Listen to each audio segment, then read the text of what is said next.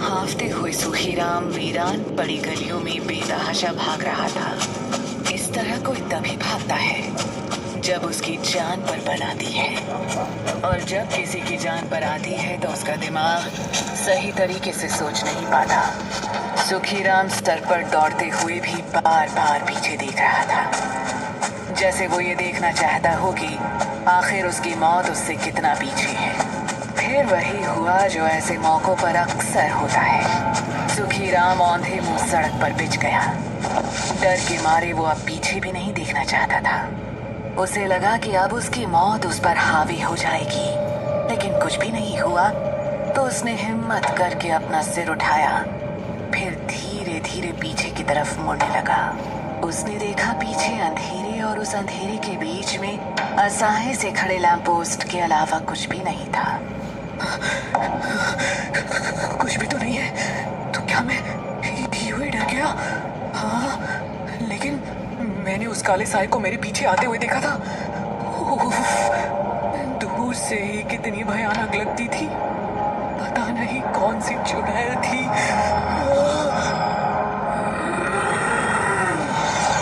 एक भयानक गुर्राहट की आवाज फिजाओं को हिला के निकल गई। सुखीराम के कानों में जैसे खौलता हुआ शीशा उतर गया हो। उसके मुंह से कोई आवाज नहीं निकल पा रही थी। अपने सूखे होठों पर जीभ फेरता हुआ वो इधर उधर देख रहा था, और तभी उसके पीछे पीली जलती आंखों के साथ एक साया जैसे हवा से पैदा हो गया। उसकी गर्म सांसें सुखीराम के कानों से टकराई। वो तुरंत पलटा, और सामने का दृश्य देखकर उसका रहा दम भी निकल गया। उसने अपना मुंह चिल्लाने के लिए खोला, और आवाज की जगह उससे खून की उल्टी निकली। तेज पैने पंजे उसके दिल को फेंकते हुए बाहर निकल गए। तेज दांत उसकी गर्दन की तरफ बढ़े, और उसकी गर्दन से खून की धार के साथ उसके प्राण भी निकल गए। जहाँ अंधेरा गहरा होता है, वहीं से फूटी हुई प्रकाश की पहली किरण सबसे तेज मालूम होती है। वैसे ही जहाँ काली शक्तियाँ अपनी ताकत की आजमाइश करती हैं, वहीं नेकी की हिम्मत सबसे ज्यादा होती है।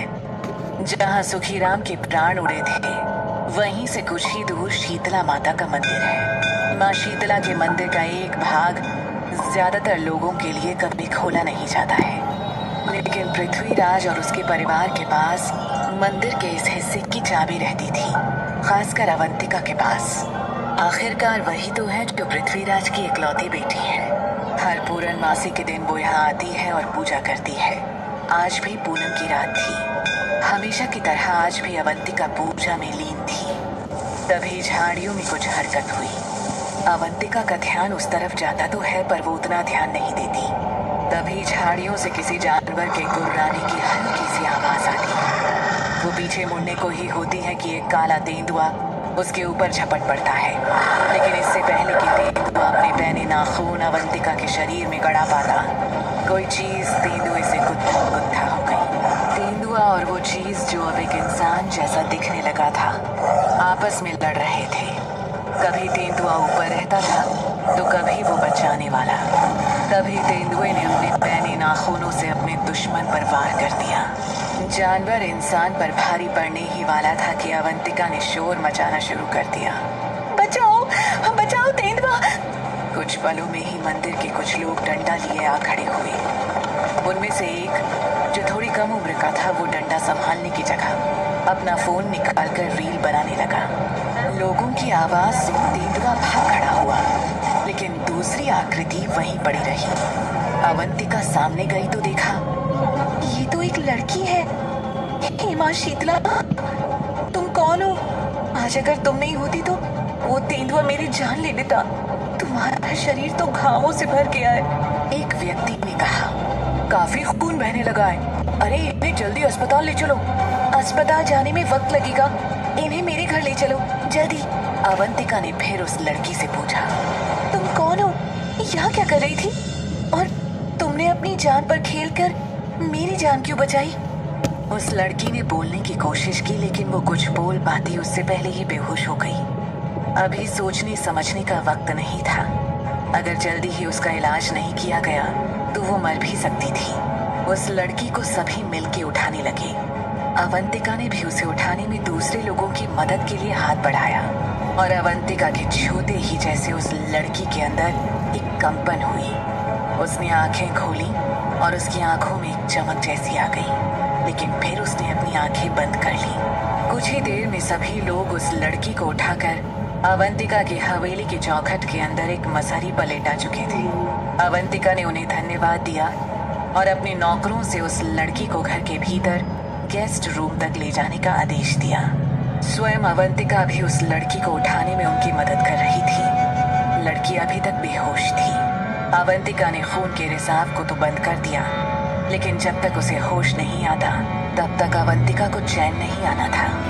उसने अपने फैमिली डॉक्टर को फोन कर दिया था। वो जल्द ही आने वाले थे। अवंतिका वहीं उस लड़की के सिरहाने पर बैठी रही। उसे पता भी नहीं चला कि कब नींद की चादर ने उसे ढक दिया। कुछ देर बाद अवंतिका को ऐसा लगा कि उसके चेहरे पे एक गर्म हवा लग रही है। उसने आंखें खोली तो हड़बड़ा उठी। अरे! उसने देखा कि वो घायल लड़की बिल्कुल उसके चेहरे के सामने अपने चेहरे को ले आई थी। वो बड़े ध्यान से अवंतिका के चेहरे को निहार रही थी। अवंतिका को थोड़ा सा अजीब सा लगा। वो थोड़ा सा पीछे हो गई। अपने आप को एक ऑकवर्ड पोजीशन में पाकर उसको और कुछ समझ नहीं आया तो शर्मा गई। फिर वो लड़की बोल पड़ी, तुम तो बला की खूबसूरत हो। तुम्हें देखकर मुझे ही तुमसे आकर्षण हो रहा है, तो लड़के तो तुम पर मरते होंगे। अवंतिका ने मुस्कुराते हुए कहा, तुम तो होश में आते ही मेरी तारीफ करने लगी। अब वैसे तुम भी कुछ कम नहीं हो, बहुत खूबसूरत हो तुम भी।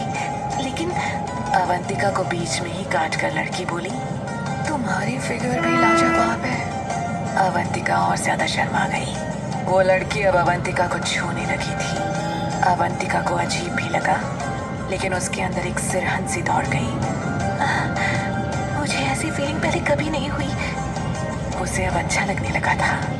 लड़की उसके गालों को चूमने लगी और अपने नाखूनों से अवंतिका की कनपट्टी पर एक अदृश्य सा निशान बनाने लगी। अवंतिका भी मस्त सी होने लगी। लड़की ने अवंतिका को अपनी बाहों में ले लिया और उसके होठों पर अपनी जीभ फेरने लगी। अवंतिका पूरी तरह से इस अनुभव का मजा लेने लगी। उसने भी अपने हाथों से उस लड़की को जकड़ लिया और कामुकता के साथ इस खेल में भाग लेने लगी। उस लड़की के हाथ ऐसी ऐसी जगहों पर जा रहे थे जहां अवंतिका को पता भी नहीं था कि वहां छूने से इतना रोमांच हो सकता है। अवंतिका मदहोश होकर किसी परकटे परिंदे जैसी सिसकियां भरते हुए छटपटाने लगी। अब वो लड़की बिल्कुल अवंतिका के ऊपर चढ़ गई थी। उन दोनों के शरीर जैसे दो से एक हो गए हों। लड़की उसको पागलों की तरह चूम रही थी और गाल और होंठ से होते हुए वो अब अवंतिका की गर्दन तक पहुंच गई थी। अवंतिका अपनी काम उत्सुकता के जैसे चरम पर थी। तभी अवंतिका को ऐसा लगा जैसे उसकी गर्दन पर कुछ बहुत तेज चीज घुस रही हो। सच में उस लड़की ने अवंतिका की गर्दन पर अपने नुकीले दांत गड़ा दिए थे। खून की एक धार अवंतिका की गर्दन से होकर नीचे की तरफ बहने लगी। अवंतिका अपनी पूरी ताकत से चीख उठी। तभी दरवाजे को खोलते हुए डॉक्टर और अवंतिका के पिता पृथ्वीराज अंदर आए। अवंतिका ने पाया कि वो अपने सपने से हकीकत में वापस आ चुकी थी।